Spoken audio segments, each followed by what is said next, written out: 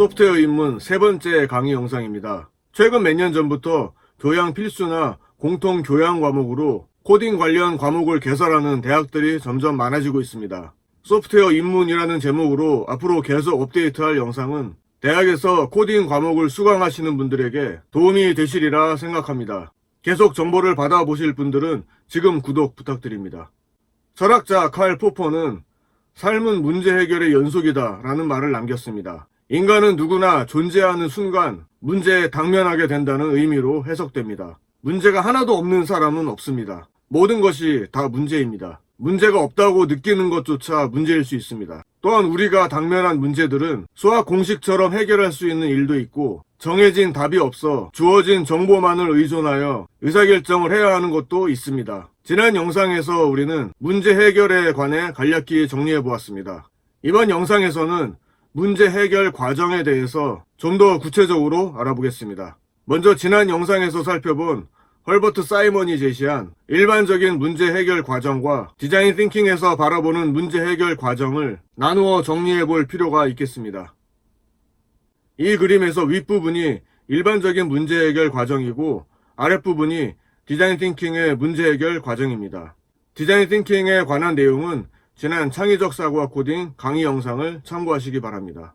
문제 해결 과정 첫 번째 단계인 문제 탐색부터 시작하겠습니다. 이 단계는 제시된 문제가 어떤 상태에서 어떻게 발생한 것이며 무엇이 해결되어야 하는지를 정의합니다. 문제를 이해하기 위해서는 주어진 문제에서 목표 상태가 무엇인지 정확하게 분석하고 이를 표현해야 합니다. 먼저 문제를 분석하는 과정에서 구조화된 문제라면 문제의 본질에 접근할 수 있는 질문을 구성하고 그 질문에 답을 채워나가는 과정에서 좀 더 문제 분석 과정이 용이하게 진행될 수 있습니다. 비구조화된 문제라면 디자인 띵킹의 첫 번째 단계인 공감의 방법을 통해 상대방이 느끼는 불편한 점을 분석하여 문제의 본질에 접근합니다. 이러한 과정으로 분석한 문제를 스스로 이해한 방법으로 표현하는 것은 문제를 정확하게 이해하는 데 큰 도움이 됩니다. 키워드를 추출하여 문제를 전체적으로 파악할 수도 있습니다. 일목요연하게 표로 작성하여 문제에서 제시한 조건들을 한눈에 파악할 수도 있습니다. 복잡한 내용이라면 도형이나 그래프를 이용하여 간단하게 그림으로 표현하는 방법도 문제를 쉽게 이해하기 위한 좋은 방법이 될 수 있습니다. 두 번째 단계는 대안을 설계하는 단계입니다. 대안 설계는 문제의 원인을 해결하기 위해 필요한 것과 문제를 해결하기 위한 방법이 무엇인지 찾아내는 과정입니다. 문제를 해결하는 방법은 한 가지가 아니라 여러 가지일 수 있습니다. 이 단계는 최대한 많은 아이디어를 도출하는 발산적 사고가 필요한 단계라고 할 수 있습니다. 창의적 문제 해결 방법으로 이 단계에서 가장 많이 사용되는 기법이 브레인스토밍입니다. 다른 사람의 의견에 대해 비판하거나 판단하거나 평가하지 않고 최대한 많은 양의 아이디어를 도출해내는 토론 기법입니다. 두 번째로 마인드맵을 통해 핵심 단어를 중심으로 관련된 사고를 확장하여 아이디어를 전개해 나갈 수도 있습니다. 세 번째로 스캠퍼 기법이 있습니다. 스캠퍼는 이 7가지 영어 단어의 앞글자를 조합한 용어입니다. 생각할 수 있는 영역을 일정하게 제시해 줌으로써 구체적인 아이디어가 나올 수 있도록 유도하는 아이디어 창출 기법입니다. 네 번째로 브레인 라이팅입니다. 브레인스토밍의 경우 말로 표현하는 기법이라서 다소 소극적인 사람들에게 불리한 반면 브레인 라이팅은 종이에 써서 아이디어를 공유하는 방식으로 브레인스토밍의 단점을 보완한 방법입니다. 논리적 문제 해결 과정의 탐색 방법으로는 먼저 시행착오가 있습니다.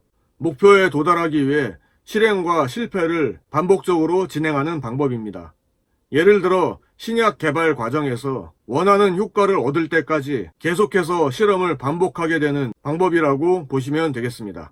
어렸을 때 많이 했던 미로 게임 같은 경우도 여러 번의 시도와 실패를 통해 출구를 찾을 수 있게 됩니다. 논리적 문제 해결 방법 두 번째로 분할 정복, 디바이드 앤 컨커입니다. 말 그대로 문제의 큰 덩어리를 한 번에 해결하는 것이 아니라 작은 문제로 잘게 분할한 뒤에 작은 문제부터 해결하면서 전체 문제의 해결 단계로 확장해가는 방법입니다. 세 번째로 거꾸로 문제를 해결하는 방법을 제시할 수 있습니다. 이 방법은 문제 해결 과정을 더 이상 진행하기 힘들 때 가장 최근의 상태로 돌아가서 그 지점부터 다시 아이디어를 찾는 방법을 말합니다. 핸드폰을 잃어버렸을 때 최근에 핸드폰을 사용한 시간과 장소를 기억해내서 그 지점부터 다시 핸드폰을 찾는 과정을 거치게 되는 것과 유사합니다. 컴퓨터 과학 용어로는 문제 발생 이전의 상태로 돌리는 방법을 롤백이라고 표현합니다. 논리적 문제 해결 과정의 문제 탐색 방법 네 번째로 통찰입니다.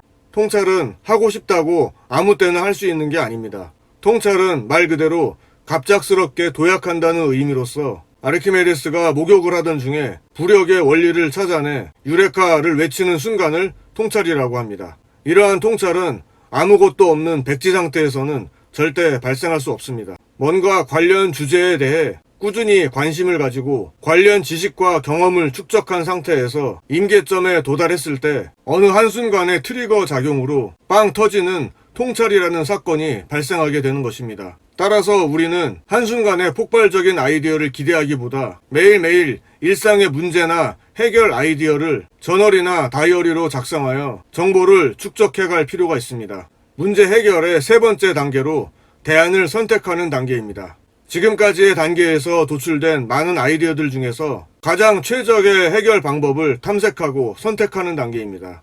따라서 이 단계에서 필요한 것은 수렴적 사고입니다.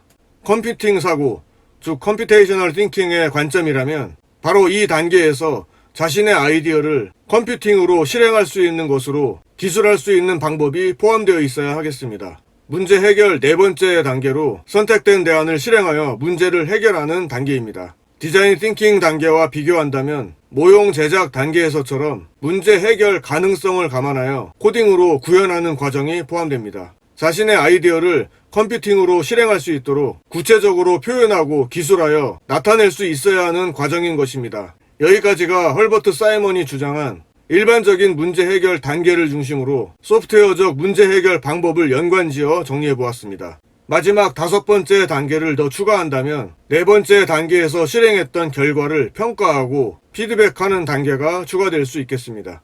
두 번째 주제로 알고리즘에 대해 간략히 이야기해 볼까 합니다. 우리가 파악한 문제를 소프트웨어적으로 해결하기 위해서는 컴퓨터가 이해할 수 있도록 정확하게 문제를 전달하는 것이 중요합니다. 하지만 사람의 인식 방식과 컴퓨터의 인식 방식이 다르다는 차이점을 이해할 필요가 있습니다.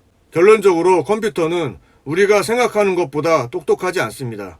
따라서 컴퓨터에게 명령을 전달하기 위해서는 컴퓨터가 이해할 수 있는 명확한 수치적 방법을 사용해야 합니다.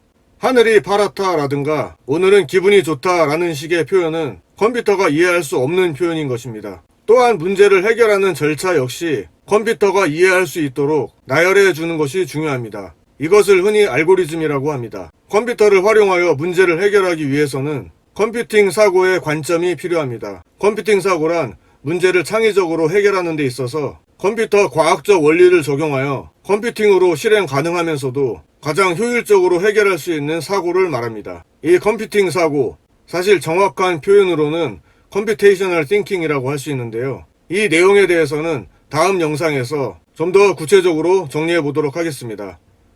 이번 영상은 여기까지입니다.